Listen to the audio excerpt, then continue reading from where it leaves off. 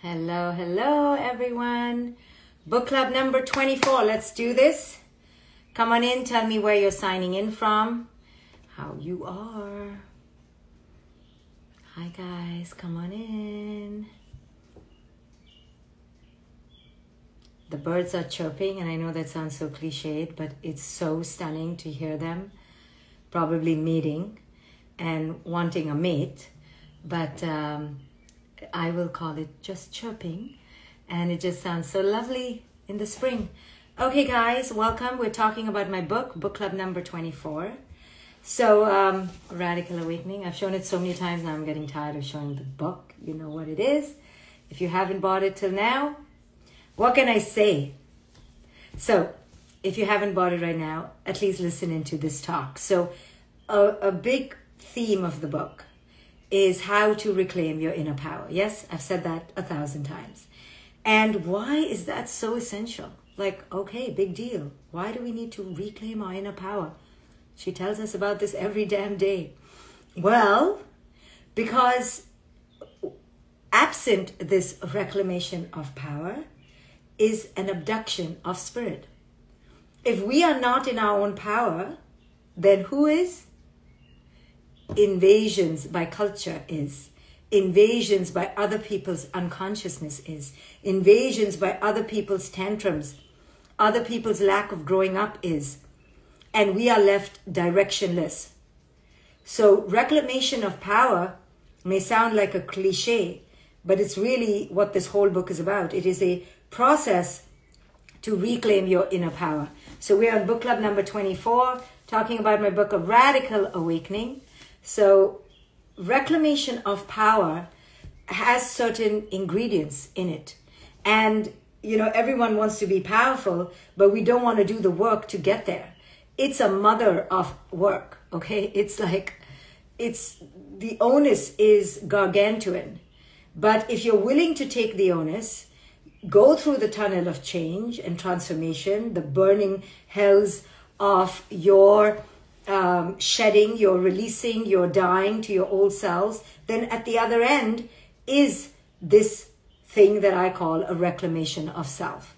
So it takes certain steps. You can't just sit there and ideate. You can't just sit there and want, right? You have to do the work, right? And everyone asks me, well, what is the work? What is the work? Well, it's hard to say in a 1, 2, 3.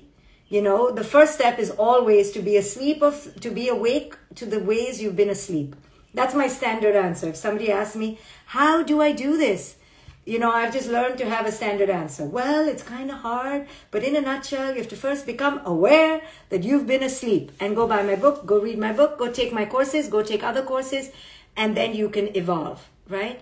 So there are steps to do this, just like there are steps to eat healthy, there are steps to reduce inflammation, and a lot of it is genetic. So sorry, a lot of your psychological bullcrap is genetic, meaning it was there by the time you were 5. It was in the air you breathed as a toddler. I'm sorry, you know, it was part of your nurture-nature equation. So we have to accept that, damn it, you know, I was about to fly over that house and the damn stalk dumped me in this garden. Okay, so you got this garden. What to do? It is what it is, right? We cannot bemoan our past. We cannot bemoan our childhood. Almost every human's childhood has been royally effed up, okay? By totally unconscious parents, to the point where you're going, what on earth? Did your parents really do that? It is inconceivable. It is unbelievable. And I shake my head every damn day, many times a day, when I hear stories, when I observe parents. Not that I'm so fancy as a parent. I am way out of control many times, but not that much out of control. So we were all raised with a high degree of lunacy and some serious mental illness. And we have to accept it, okay? Blame the stork. You know, it got tired holding you in its beak and dumped you. What the hell? Hate birds for the rest of your life. But you cannot keep resenting your childhood. You know, you aren't unluckier for getting these psycho parents. You aren't. I'm so sorry to say. Everyone's life will have huge amounts of neuroses coming their way. I thought I escaped it because I had such amazing parents. It's okay, Shefali. You're going to get your share when you grow up. And I have gotten my share when I grew up. So here or there, through this or that, everyone is going to encounter the unconsciousness of this dimension. So please do not have a mythical, mystical fantasy that you have been chosen as the bad one. You have been chosen as poor you. No, become a therapist and you'll see every single human you meet, and if you take that as a sample of the greater population, has been royally effed by somebody or the other, maybe several people in their lives. Nobody in their 40s escapes some real devilish lunacy of either their parents, their siblings, or their friends, or their bosses.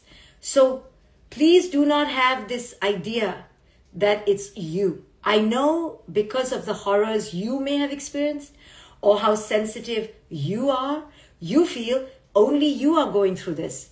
I'm so sorry to say, no, this is a rampant problem. Now some go up, some have it more, some have it less. It doesn't matter.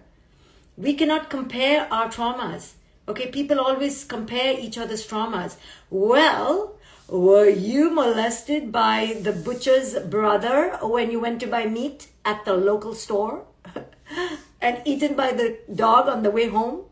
And, you know, sprained your ankle when you were about to tell your mom, and then your mom was depressed so you couldn't tell her?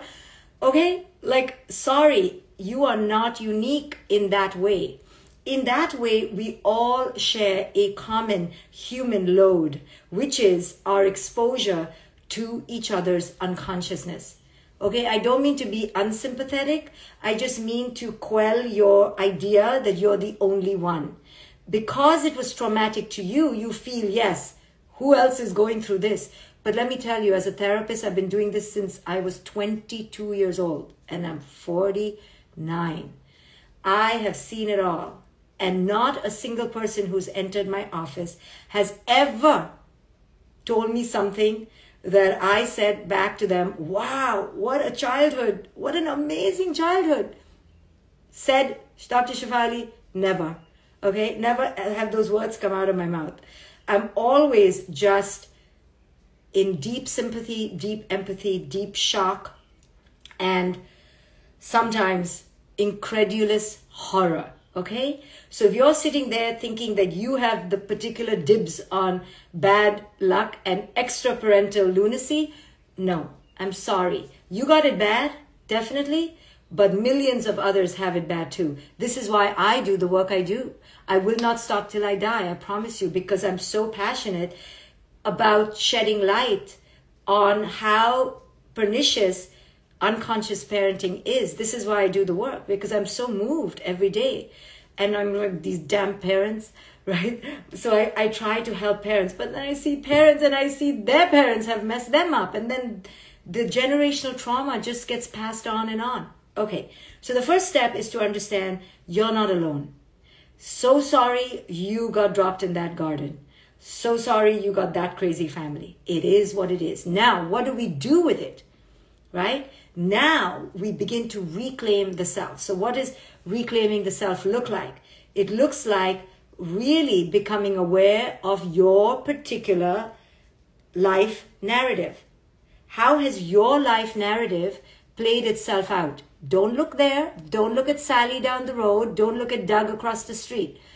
Do not compare yourself even to your own sibling. You know, do not compare yourself to your own sibling. When I talk to my brother, I'm telling you, it's like we grew up in different houses.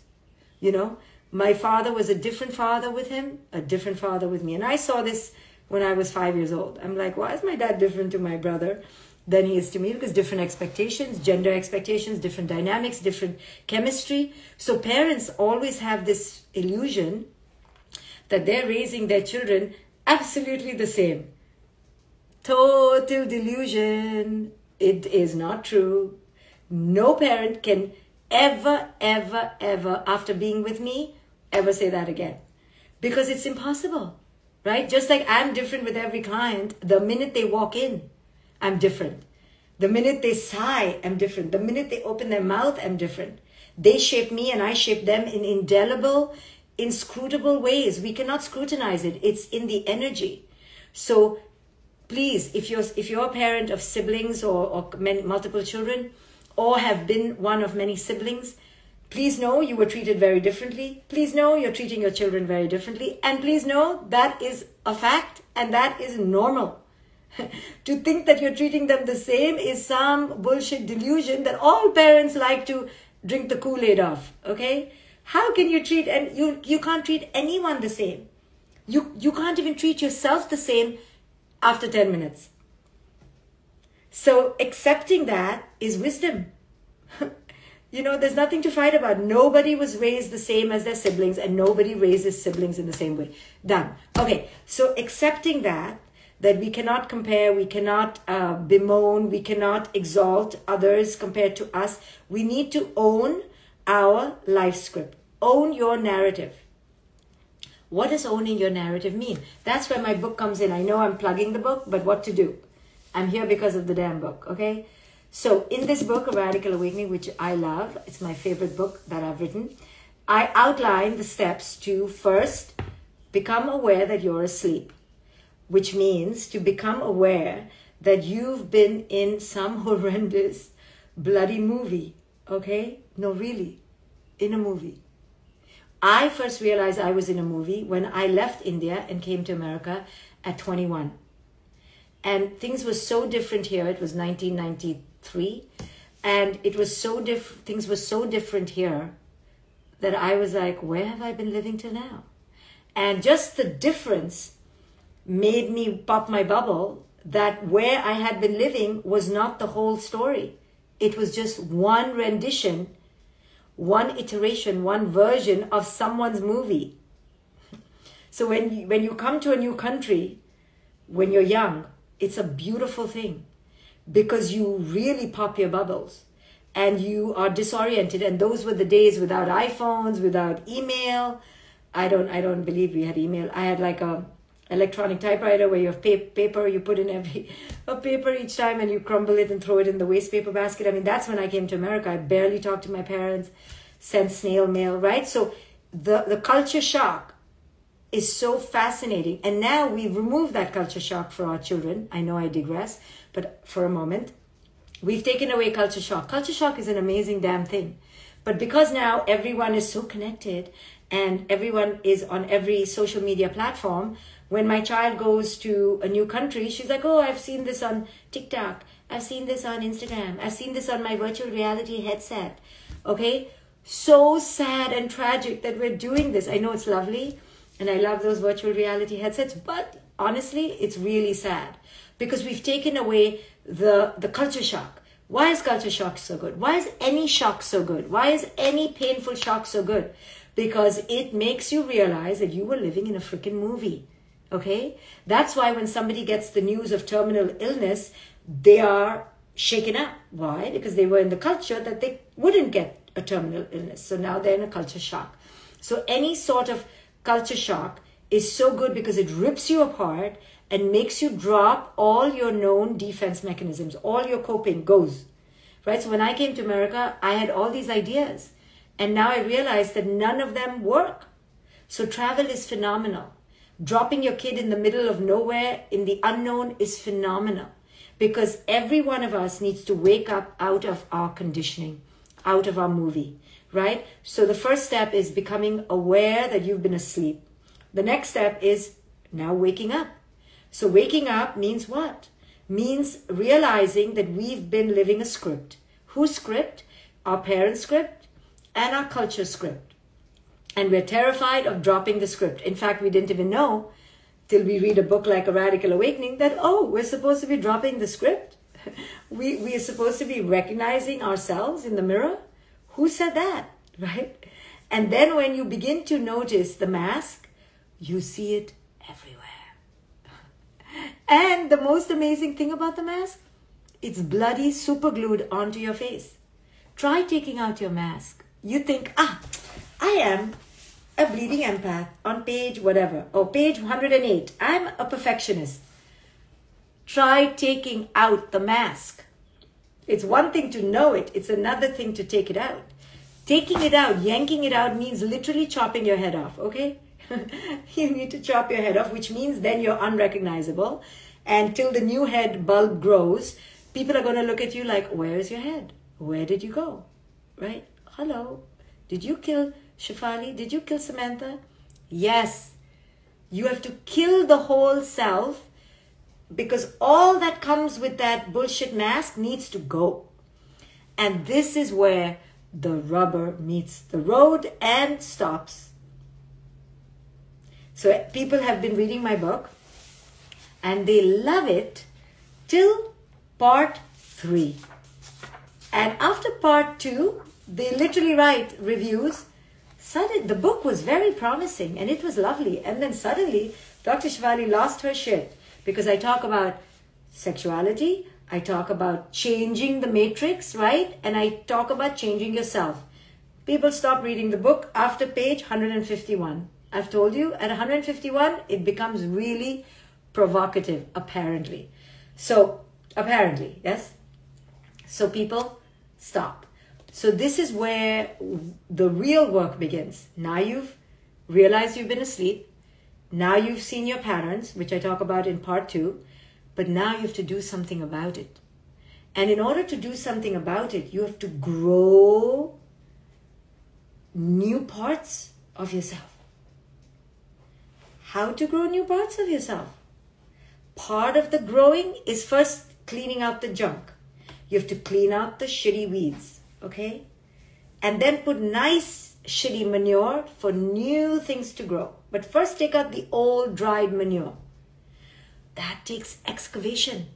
You gotta go see a therapist or a coach. You can come see some of my coaches in my coaching institute. I have amazing coaches. Anyway, so you can go see a therapist or a coach and begin to excavate out the bad weeds, right? The dying weeds, the dying soil.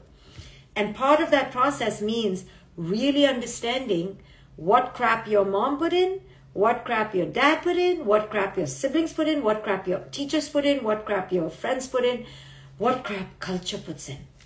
Through race, politics, wealth, status, beauty, all those ideas. And in part 4, I break those ideas. I help you. So this is the process towards reclamation of the self. On the journey is a lot of aloneness. You're going to be alone. And aloneness terrifies people. I posted on Instagram a whole slew of postcards, how people mistake aloneness for loneliness. And the two are two completely different things. You need aloneness. It's a vital superpower. It is the only way to go through the tunnel of burning hell to come out on the other side of transformation. Loneliness is a feeling that emerges from a belief that we are not amazingly valuable to ourselves as others. This idea comes from culture. Culture tells you, oh, you're alone. You were alone all weekend. You don't feel lonely, right? When I went through my divorce, that's it. Everyone started pairing me up. Oh, now we have to find you somebody. Why? Right? What is this idea that we need to be coupled up? Right? We must be alone in order to know who it is you are. This is a vital ingredient of the evolution process. So being alone has nothing to do with loneliness. It has to do with connecting to yourself. Now, if you're alone under the sheets in a dark room, that is not being alone. That is being in depression. That is actually being disconnected from yourself. Aloneness means rediscovering your vital connection to yourself. Going, if your name is Samantha, what does Samantha love to do? What does Michael love to do? And then feeding Samantha and Michael with that food. Nurturing Samantha and Michael's mind. Ignoring people Stay away from people during this transformation process because people are the problem. You want to just reclaim yourself. You want to re-energize yourself with things that make you bountiful, you abundant, you joyful. You have to seriously go on a path where you seriously know yourself. Not just which shampoo you like and which kind of movies you like to watch. That is not knowing yourself. That is, again, distracting yourself, disconnected from yourself. True knowledge of the self is what fills me up deeply. What gives me joy deeply? Who am I? And learning to be with yourself. Learning to be with yourself. So making it a practice when you go on a run or a walk or you're in bed, don't pull out the screen. When I go running, I do not listen too much. Very rarely, maybe once in 30, 40 days, I'll put on a podcast. But for the most part, I use that time to get into my breath, to hear my own junk. Because I need to declutter my own crap that has accumulated during the night. So I let myself run with my thoughts. I observe my thoughts. I do a running meditation. At night, I do a sitting meditation. All day, I do a meditation. I personally don't put on a TV. Don't put on Netflix. It takes a lot for me to watch Netflix. I will mostly be by myself because all day I'm with people and helping people, so I need to recenter. If you don't prioritize this recentering, you will not fortify your connection with yourself. You will simply numb yourself through food, through alcohol, through screens, through things, and not even realize that you are actually disconnected from yourself. Now, does this mean I'll never watch a movie? I'm such a boring person. By the way, a lot of people come to me and go, Dr. Shefali, are you a boring person? And I say, yes, I am. I am. To a lot of people, I'm completely boring. Because what they like, I don't like. Sorry, I don't like it. So know who you are, claim who you are, and don't buy into the stereotype of what others want you to be. But spending time alone, I promise you, is not boring. It's vital. It's resuscitation of the soul. And if you don't spend time with yourself and don't hear your own heartbeat and don't listen to the junk in your own mind, that junk will pervertedly projectile vomit itself onto dogs, cats, your children, your body, and your lovers and your friends. Processing and metabolizing means to be in solitude, means to listen to yourself. If you think you're boring and different, you can come for my next conference, Evolve. It is filled with boring and different people. I do it once a year. I'm not doing it this year, and I didn't do it last year, but I'm going to do it next year. You can come for it. I haven't decided when, but it'll be there. And it's a very boring conference compared to what other people have. Because I don't have music and pomp and show and distraction. I have a welcome to yourself conference. Let's sit in silence and get to know who the hell you are conference. You're a hazard to yourself. Now can you get out of your way conference? Right? So that's my kind of conference. But people find it boring. But a lot of people come. Anyway, so I want to today help you understand what this reclamation of self looks like. It looks like a bold reunion with yourself. It means solitude, but not distraction, not numbing. That is bullshit. You can be alone and you're like, I'm alone, Dr. Shefali. No, you're not. If you're not with yourself and you're distracting yourself, you can be on your own and eating 2 huge, big pies of pizza. No, you're not on your own. You are lost to yourself. You're numbing with food. Or you can be on your own and binge watch Netflix. Yeah, you're on your own, but that's not the aloneness I'm talking about. I'm not talking about how many people are in the room with you. I'm talking about, are you connected to yourself? That's what I'm talking about.